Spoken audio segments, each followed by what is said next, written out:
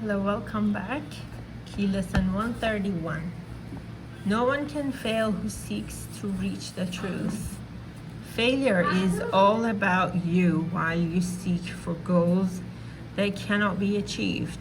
You look for permanence in the impermanent, for love where there is none, for safety in the midst of danger, immortality within the darkness of the dream of death. Who could succeed where contradiction is the setting of his searching and the place to which he comes to find stability? This is incredible. Goals that are meaningless are not attained. There is no way to reach them, for the means by which you strive for them are meaningless as they are. Who can use such senseless means and hope through them to gain in anything? Where can they lead? And what could they achieve that offers any hope of being real? Pursuit of the imagined leads to death, because it is the search for nothingness. And while you seek for life, you ask for death. You look for safety and security, while in your heart you pray for danger and protection for the little dream you made. Yet searching is inevitable here.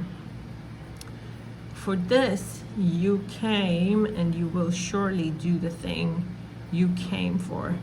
But the world cannot dedicate the goal for which you search unless you give it power to do so. Otherwise, you still are free to choose a goal that lies beyond the world and every worldly thought, and one that comes to you from an idea relinquished yet remembered, old yet new, an echo of heritage forgot, yet holding everything you really want. Be glad that search you must. Be glad that search you must. Be glad as well to learn you search for heaven and must find the goal you really want. No one can fail to want this goal and reach it in the end. God's Son cannot seek vanity, though he tried to force delay, deceive himself, and think that it is hell he seeks. When he is wrong, he finds correction. When he wanders off, he is led back to his appointed task. No one remains in hell, for no one can abandon his Creator, nor affect his perfect, timeless, and unchanging love. My goodness. You will, that's a long one. You will find heaven, everything you seek, but this will fall away, yet not because it's been taken from you. It will go because you do not want it. You will reach the goal you really want as certainly as God created you in sinlessness. Why wait for heaven? It is here today. Time is the great illusion. It is past or in the future. Yet this cannot be. If it is where God wills his Son to be, how could the will of God be in the past or yet to happen? What he wills is now, without a past and wholly futureless. It is as far removed from time as is a tiny candle from a distant star, or what you chose from what you really want. Heaven remains your one alternative to this strange world you made and all its way, its shifting patterns and uncertain goals, its painful pleasures and its tragic joys. God made no contradictions. What denies its own existence and attacks itself is not of him. He did not make two minds, and heaven as the glad effect of one, and earth the other's sorry outcome, which is heaven's opposite in every way. God doesn't suffer conflict. nor is his creation split in two. How could it be his son? How could it be his son could be in hell when God himself established him in heaven? Could he lose what the eternal will has given him to be his home forever? Let us not try longer to impose an alien will upon God's single purpose. He is here because he wills to be, and what he wills is present now and beyond the reach of time. Today we will not choose a paradox in place of truth. How could the Son of God make time to take away the will of God? He thus denies himself and contradicts what has no opposite. He thinks he made a hell opposing heaven and believes that he abides in what doesn't exist, while heaven is the place he cannot find. Leave foolish thoughts like these behind today and turn your mind to true idea instead. No one can fail who seeks to reach the truth, and it is truth we seek to reach today.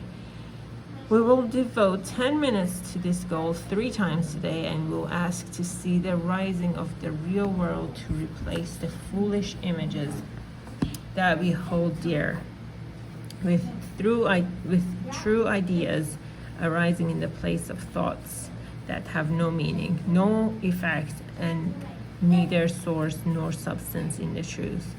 This we acknowledge as we start upon our practice periods. Begin with this. I ask to see a different world and think a different kind of thought from those I made. The world I seek, I did not make alone. The thoughts I want to think are not my own.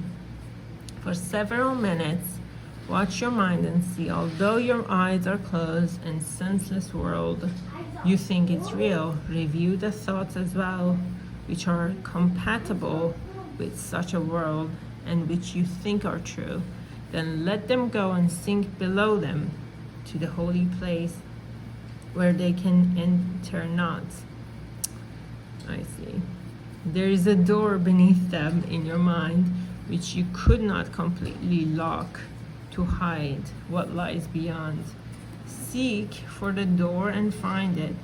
But before you try to open it, remind yourself, no one can fail who seeks to reach the truth.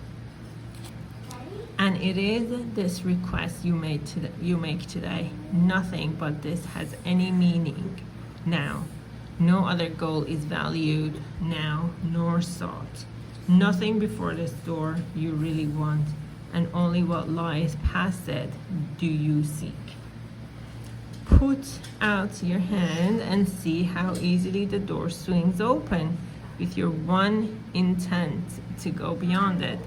Angels light the way so that all darkness vanishes, and you're standing in the light so bright and clear that you can understand all things you see.